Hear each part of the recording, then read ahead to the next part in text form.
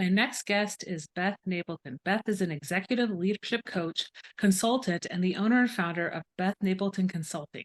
She offers senior leaders in education and mission-driven organizations a clear path to excellence through individual, executive, and group coaching experiences.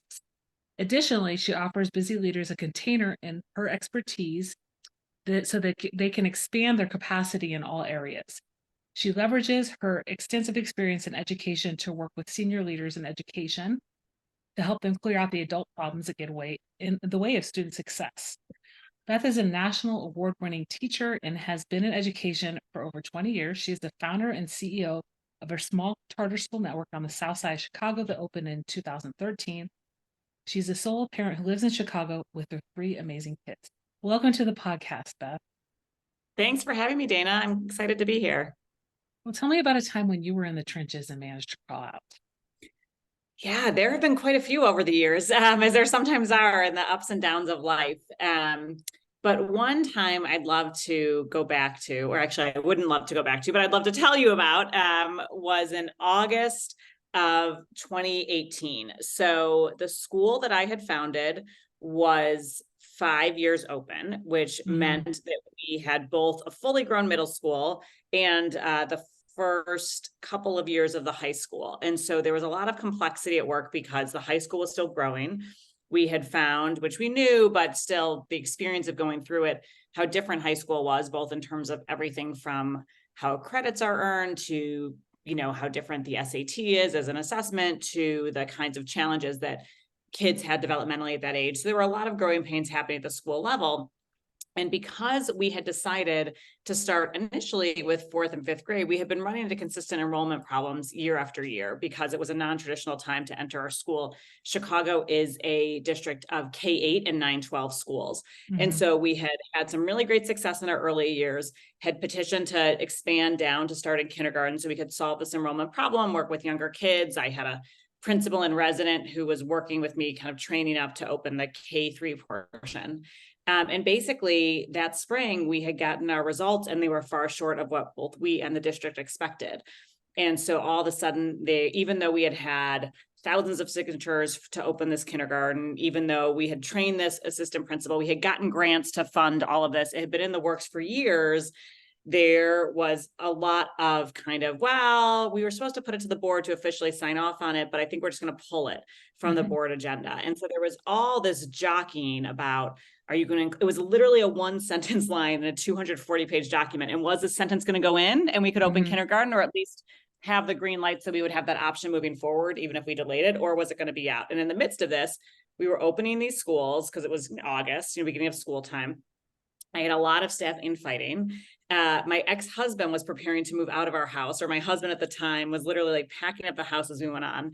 And my dad was being treated for colon cancer.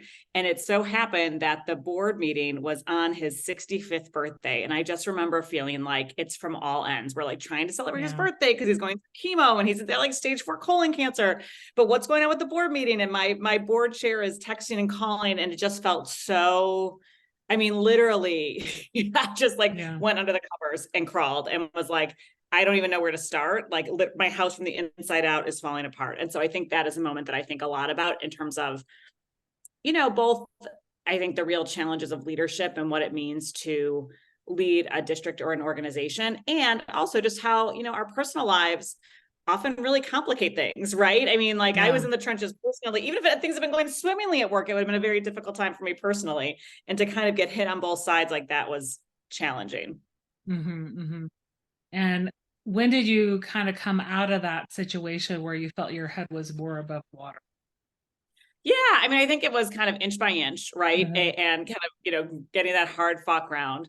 I remember going that night to my father's party and feeling like, you know what, I'm glad to be here. I'm glad to celebrate him. I can put all that stuff out of my head for right now because, none of us knows how many birthdays we're guaranteed. And thank God he's 5 years later and doing great. We're going to celebrate his 70th birthday in a few weeks. And so in a very different place. But I think, so the board did not authorize the expansion of kindergarten, which I think was honestly the right decision looking at it with the distance that I have now. But I think that kind of led me to sit down and say, okay, what do we need to do to unwind this? What does this mean for our staffing structure? What does it mean for recruitment? What about the gaps in performance that we saw, and how are we going to make up for those? Why did those happen? And so I think it really led to a lot of soul searching. We had been scheduled already that fall to have a consultant come in and do a readiness to grow assessment, which is something I'll do even now with organizations that are considering growth, which is kind of like a colonoscopy for a school, right? Like goes through all the elements, and they give you a really helpful report at the end. And basically they were like, yeah, no, you weren't ready to grow. And I think seeing that data and seeing their perspective and wisdom was helpful. And I could also use that as a blueprint to move forward and say, okay, here are our issues. They're literally laid out. Let's start tackling them one by one. And so we were able to ultimately, really kind of shore up our instructional system to get the results that we had earlier, and that we knew we could continue to have. We could grow our high school. We had 100% college admission. All of our students, most of whom are first generation, had at least 2 letters of college acceptance when they graduated 2 years later. We had stabilized the staff partly by doing some clear, this is what we're about and this is where we're going. And if you're not on board, like, thank you for your service, but this is not the place for you. This is what we're doing. This is what we're about. And that was able to kind of sort out some of the staff nonsense. And, I just think about my grandmother, who was a saint and had 8 children and virtually no help from her partner in raising them, used to say, if I ever woke up in the morning and thought about all the things I had to do, I never would have gotten out of bed. And so I always just thought about what's the next thing. And she goes, and I'd say, oh, so the next thing, like, go get breakfast. She goes, oh, no, like, open your eyes. So I open my eyes. Okay, now what's the next thing? Sit up. Now what's the next thing? Swing your legs over the bed.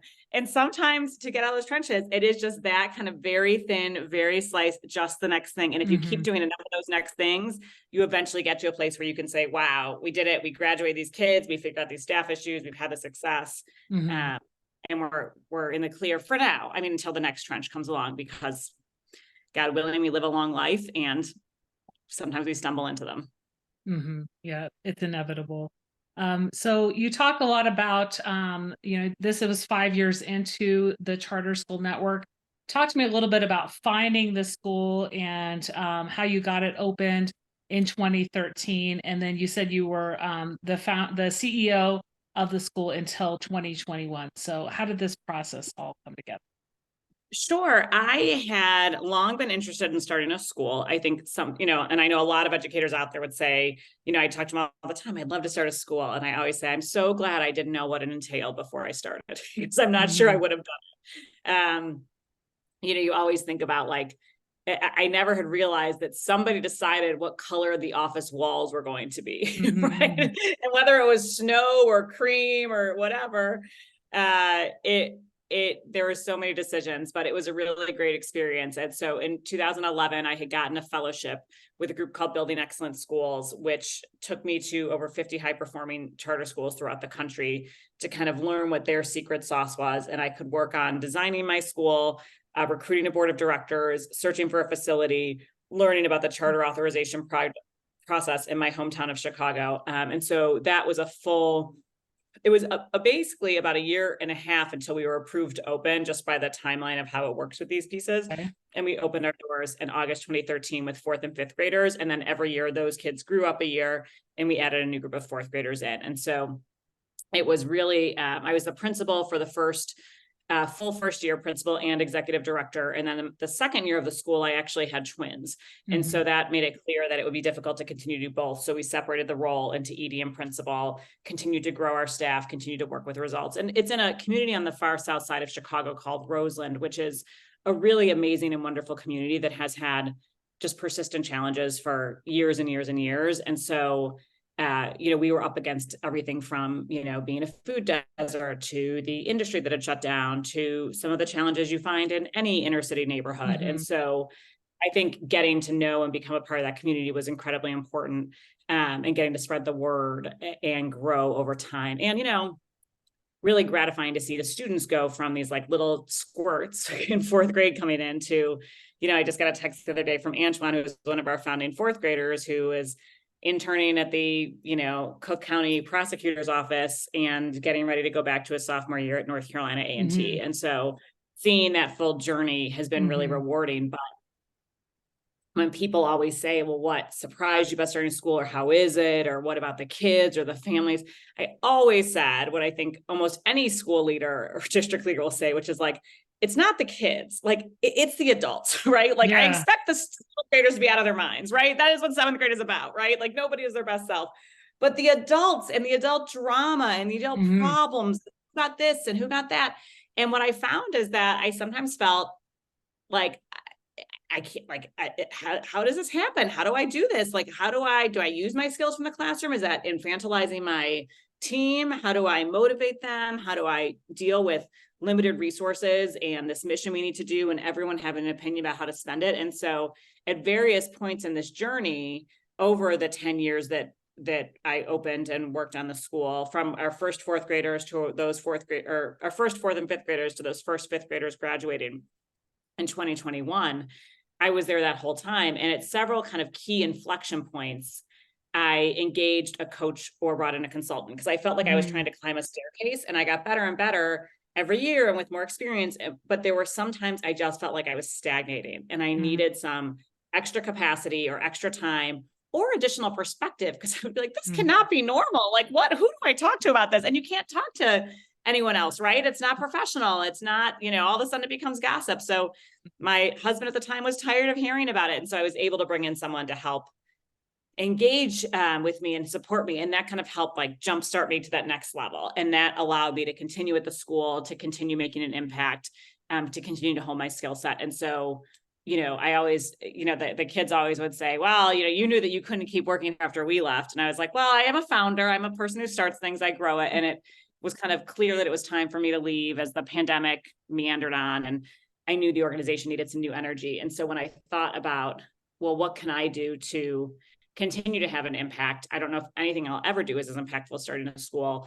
But I did think about those coaches and those consultants and thought, you know what, I've been in the trenches as a leader for the last 10 years. And so if I can bring some of that experience to people, I think that's a meaningful way to continue my career. So you decided to step down 2 years ago and start helping organizations, as I mentioned in the bio, clear out the adult problems that get in the way of student success. So how do you go about working with schools? And you also work with private, charter, public, alternative early childhood. So how does that work start usually? Yeah. Well, I always tell people, you are special and your school is special, but it is not unique.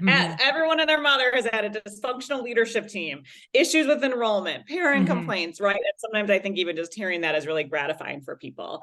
And so my favorite thing to do, I serve as a coach and as a consultant, but my favorite thing to do with schools is called coach salting, which is basically kind of elements of both. And so I call with a school leader who has a problem, or a district leader, or an HR person, somebody in the education realm. And often what happens is that people are like, we're here at point A and we want to get to point B. Maybe that's, we want to become, an organization more open to feedback. We want to become more, we want to really, our lines are really blurry and nobody knows who does what. And it's like inefficient and we want to like reset it, but we don't know how to get there. Right. Or I don't have the time and space to get there, or I'm overwhelmed, or I've got a million other things going on that only I can do. And so I will chart out a customized course for them, where the first half of our engagement, which is usually about 6 months, is really consulting. I'm doing interviews, focus groups, surveys, analyzing, coming up with plans and decks, everything like a consultant would do. And then we come up with a plan and we align on it, and we get key stakeholders aligned. And then I really work with the leader on implementing it, because as a leader, when I had those consultants, they were great, but there were times that plan would just gather dust in a drawer, right? I didn't have the time to do it. It would run into a challenge from step one. And so this allows me to work, I'm working with a leader who's kind of bringing back, he leads a small charter school in Durham, North Carolina, and he wants to help post-pandemic as schools become more goal-oriented. And so we've been working on a dashboard and goals and involving people in how to do it. And so now we're in the implementation phase as he gets ready to start professional development in a few weeks with his team. And I'm doing rehearsals for that with him, right? And I'm writing a deck for him. And then we're going through it, because that's where it gets tricky sometimes. Sometimes it's about, do I have the space to write a plan? I need some expertise. It's also about, well, what do I do when somebody says in the front row, this will never work, right? How do I react as that? And I'm emotional, I'm triggered, and I'm frustrated, and I spent so much time on this. And so I can kind of work as a coach in that way to help with the plan. And then, so if people are interested in having some help, maybe just to check out your services, you do offer a lot of information on your website. You have YouTube resources. You've also created a podcast. So where would people look and get some information to see if your consulting would be right for them? Yeah, absolutely. They can go to my website, bethnapleton.com, which hopefully we can put in the show notes for the spelling of it. And there's a resource tab, and I'm always adding to it with different tools for leaders to use because it really is my passion to help folks who are really in the work right now. I also have a quiz that folks can take. So if you go to leadership-quiz.com, that will actually redirect you to my website, and the quiz is at the top. Okay. And that is like less than 90 seconds, and it helps you identify what you need most a leader right now. And so I like that folks take it and I think find that it really reflects where they're at this moment in time, and then can take it later and see. So I would also encourage leaders to take that or share that with your friends, because sometimes when we're so in the weeds, it's hard to know exactly what would help me the most right now. And so I've really created this and researched this quiz that will help you figure out exactly what's potentially the right fit for you. And you've also turned some interviews that you've done into a podcast. What is the podcast called? Yes, the podcast is on the website. It's called Live on Leadership. And actually, more props to you, Dana, because I think I learned very quickly how hard it is to do this.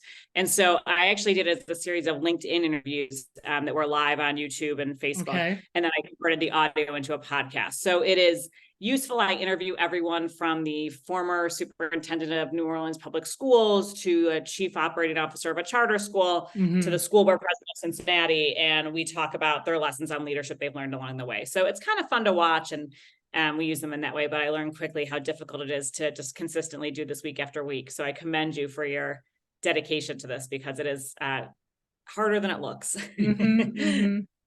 Well, we've had a good conversation around your trench story and how you got your charter school network started. Out of everything we've talked about, what's one thing you'd like listeners to remember? I think it's important to remember that there's always a way, right? And sometimes, like at that moment when I was under the covers and it just felt like the world was crumbling, it felt like, how on earth things going to be rebuilt professionally, personally, etc. And I think that there always is a way. And every time I ever wanted to make a change or increase the rigor of curriculum or get my team to stop the infighting, there's always a way. We don't always have to have the answers as leaders either, right? We can go to experts and read, listen to podcasts, and get help, because I think that there is a way to get from point A to point B. And I think part of what, it's interesting because the talent market is shifting and all the impact of the economy, people are leaving education in droves. And it's like, well, who's going to teach our children? This is, I would argue, the most important job that we have in our society. And so I don't fault people who leave. I understand that it's complicated and hard and not flexible. And like, there's a lot we haven't figured out right. But I always tell people, if you feel like you can be in it, there is a way, right? There's always a to get from point B. So you've listed your website and where to find the leadership quiz. What is your handle on social media? Sure. I am on LinkedIn at Beth Napleton, and Instagram at Beth.Napleton, and Facebook as Beth Napleton Consulting. So would love for folks to follow me there and see any of the tips that I offer there as well. Great. Well, thank you so much for being on the Out of the Trenches podcast today. It was a pleasure having you on. It was a blast to be here. Thank you so much, Dana.